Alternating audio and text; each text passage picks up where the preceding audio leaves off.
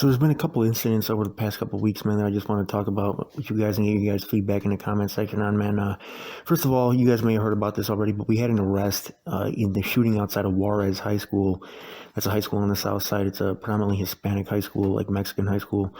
And it's actually like a pretty good high school. My family knew a guy who worked over there, and he said it was one of the best high schools in the city as far as like the behavior of the kids and stuff. I hear really good things about Juarez, man, but there were two teens killed outside of Juarez last year, like in the wintertime, though. And a 16-year-old has now been arrested and charged. The police said that he is in a gang. They didn't say if the shooting was gang-related, but they said the student who was arrested had been expelled from the school. His name is Christian.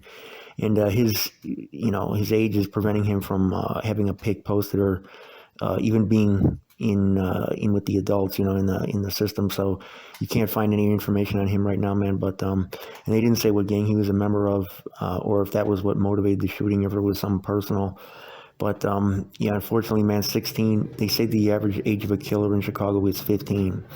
So that's right around that age range, man. And then the other incident that I just want to give you guys feedback on, man, was the expressway shooting that happened 2 days ago. There were 6 people shot in all, and for these we do have pics. A shooting on Interstate 57, they said in Chicago, left 3 people, including a 1-year-old girl, dead, and 3 others, including multiple children, wounded on Sunday evening. It shut down the expressway for hours right before the Monday morning rush hour, according to the Illinois State Police. The shooting happened just after 10:30 p.m. in the northbound lanes of I-57 near 115th. And there were at least 6 people in a white SUV that was shot at. So somebody just opened fire on this SUV with 6 people inside. The driver of the SUV continued on the expressway after the shooting before pulling up to the top of the 111th Street exit ramp. And 2 people died at the scene, according to authorities. 4 others were taken to area hospitals, and a 3rd person later died. Investigators said 3 kids were among those wounded and taken to the hospital in critical condition. The Cook County Medical Examiner's Office later confirmed that one of those killed was a 1-year-old baby. And a 19-year-old was also shot, but state police did not provide additional details about that person's condition, man. So there's no information, unfortunately, about the motive for this yet, but they said that Pastor Donovan Price was among those who responded to the scene. He said, "It's just tragic. I feel for this family, and hopefully they can connect and pray with them. Wherever you are, pray, please pray." He said Illinois State Police said they were investigating a motive, and so far no one was in custody, but other community activists were saying that these kid killers need to be taken off the street. And that's what I want to ask you guys about, man. Like what, honestly, especially like for anybody who's a resident of any major city where this is going down, like once, they kill, it's too late. And obviously, like everybody who's, involved in this, in the nonsense that's going on in the streets in Chicago, man, whether it's personal or gang related or what, can become a child killer, but you don't know that they're that until it happens. You don't know who's just in the spur of the moment going to open up on a car on an expressway and, preventing it before it happens, man. You can obviously see individuals that are like high risk based on the kind of activity that they're doing. But as far as like, pinpointing people that are going to do this or that have done it and just haven't been snitched on yet, like, what do you do besides profile, which obviously the city is vehemently against? And I'm against that too.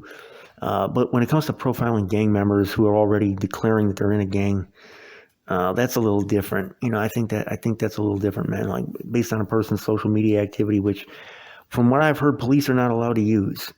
Okay, as far as like leading them to arrest somebody, and the pursuing laws that, have come into play and things like that, man. To me, honestly, like it seems like they've tied everybody's hands. They could solve this, man. Because honestly, like the guys who are in this day and age, the guys who are doing this kind of stuff, they're talking about it. Saying all over social media, man. Like they're talking about it to their friends, and all you got to do is just push a button on a smartphone, and you can instantly see like half the city self-snitching on who's doing this. So that to me seems like something that needs to go, man. You guys let me know what you think, though, man, on how to get these kid killers to just stop, because, they'll kill a kid and then they'll go online and they'll say, "R.I.P. little bro, they didn't mean to do that," and this, that, and the other. And obviously, like, most of them, they're not aiming for the kids, but they're shooting at cars full of people. They're shooting at houses full of people. So if their homies aren't going to check them, then what do we do? I'm saying? Because we've already tied the police's hands.